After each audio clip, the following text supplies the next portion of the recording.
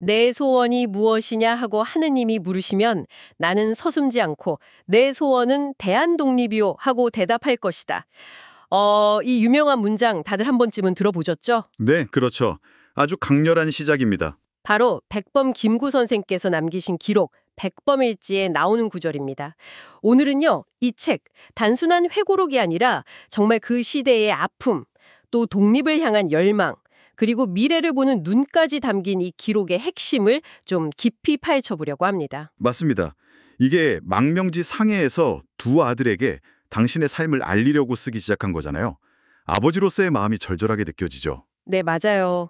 근데 읽다 보면 이게 단순한 가족 이야기가 아니란 걸 알게 돼요. 정말 한 시대의 증언이자 우리가 어떤 길을 가야 하는가에 대한 깊은 고민이 담겨 있어요. 그래서 오늘날에도 이 책이 계속 읽히는 거겠죠. 단순 위인전이 아닌 거죠. 그럼요. 책 초반에 보면 아들들한테 가장 숭배할 만한 일을 스승으로 섬기라. 뭐 이런 당부가 나오잖아요. 이런 말을 남길 정도면 대체 어떤 삶을 사셨을까? 그 배경부터 좀 궁금해지는데요. 원래는 명문가 출신이셨다고요? 네, 원래는 안동김 씨, 신라 경순왕의 후손이죠. 그런데 조상 중에 김자점이라는 분이 영모 사건에 연루되면서 가세가 완전히 기울어요. 아, 그래서 평민처럼. 그렇죠. 해주 백운방 텄골이라는 곳에 거의 숨어 살다시피 했어요. 양반 신부 숨기고 농사 짓고 뭐 심지어 군역까지 치르고요. 이런 배경이 어릴 때부터 좀 남다른 경험을 하게 만든 거죠. 그렇군요. 가난했지만 배움에 대한 열망은 강하셨던 것 같아요. 그 험한 산길을 걸어서 통학했다는 이야기도 있고. 네, 그리고 어릴 때 그 진승의 왕후장상 영유정후, 그러니까 왕후나 장상이 씨가 따로 있느냐 이런 이야기나 한신 이야기 같은 걸 들으면서 뭔가 큰 뜻을 품게 된 것 같아요. 신분 질서에 대한 어떤 반감 같은 것도 있었을 거고요. 태몽 얘기도 좀 인상적이었어요.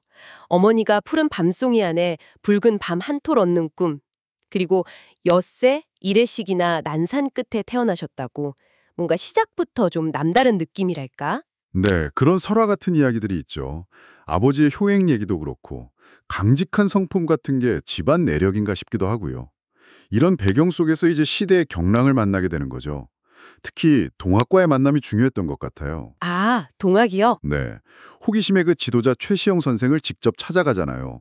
그리고 뭐 직위금지원 위대강 이런 주문 외우면서 입도 하고 당시 청년 김구가 뭔가 시대적 돌파구를 찾으려고 했던 그런 모습이 보여요. 그러다가 이제 동학 농민운동에도 참여하시고요. 그렇죠. 팔봉접주, 그러니까 지역 책임자로 해주성 공적에 나섰다가 실패하고 피신하기도 하고 본격적으로 이제 역사의 현장에 뛰어드는 거죠. 그러다 정말 인생을 뒤흔드는 사건이 터지죠. 그 치아포 사건. 일본인을 살해하고 투옥되는데 이걸 어떻게 봐야 할까요? 단순 살인 사건은 아니었겠죠? 그렇죠.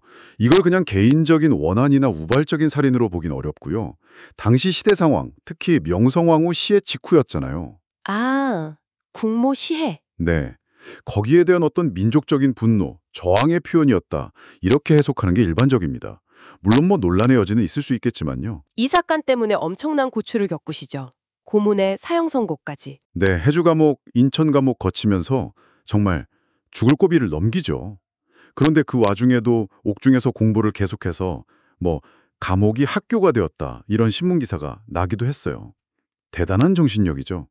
김주경 같은 분들의 도움으로 극적으로 탈옥에도 성공하고요. 그 탈옥 과정도 정말 영화 같더라고요. 네, 그의 어떤 불굴의 의지 이걸 보여주는 상징적인 사건 중 하나죠. 탈옥 후에는 잠시 승려 생활도 하셨다가 결국 다시 교육운동, 독립운동의 길로. 맞습니다. 안학 양산학교 교사도 하고 그 유명한 비밀결사 신민회 활동도 하고요. 그러다 또 배고인 사건에 연루돼서 서대문 형무소에 투옥되기도 하고 정말 파란만장하죠. 네, 삶 자체가 그냥 독립을 향한 투쟁의 연속이었네요. 그렇죠. 그런데 이 모든 역경 속에서도 좌절하지 않고 결국 상해 임시정부를 이끌게 되시잖아요. 백범일지를 쭉 읽다 보면 이 고난의 기록 자체가 어떻게 한 민간이 또 한 민족이 희망을 만들어가는지를 보여주는 것 같아요. 그 모든 고난을 겪고 나서 김구 선생이 최종적으로 꿈꿨던 나라의 모습이 책 마지막 나의 소원에 담겨 있잖아요. 저는 이 부분이 정말 백미라고 생각해요. 아, 네. 저도 그 부분 읽을 때마다 참 많은 생각을 하게 됩니다. 부강한 나라가 아니라 높은 문화의 힘을 가진 아름다운 나라. 이걸 원하셨다는 게 정말 놀랍지 않나요? 바로 그 지점입니다. 나는 우리나라가 세계에서 가장 아름다운 나라가 되기를 원한다. 오직 한없이 가지고 싶은 것은 높은 문화의 힘이다.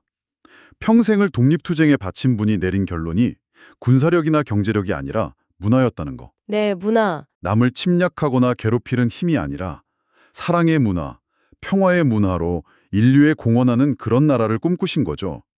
이게 백범일지가 우리에게 던지는 가장 중요한 메시지 중 하나라고 생각해요. 정말 그 시대를 생각하면 더 대단하게 느껴져요. 이 책이 단순한 과거의 기록이 아니라 오늘 우리가 어떤 가치를 지향해야 하는지에 대한 질문을 계속 던지고 있는 것 같습니다. 이래서 백범일지를 꼭 읽어봐야 한다, 이렇게 말씀드릴 수 있겠네요. 맞습니다. 김구 선생의 삶 자체가 역사의 증언이고 그분의 생각은 시대를 초월해서 우리에게 깊은 울림을 주죠. 백범이 그토록 바랐던 문화의 힘을 가진 아름다운 나라. 과연 오늘날 우리에게 그건 어떤 의미일지, 또 우리는 그걸 어떻게 만들어가야 할지 이 책을 통해 한 번쯤 진지하게 고민해 보시는 것도 참 좋겠다는 생각이 듭니다.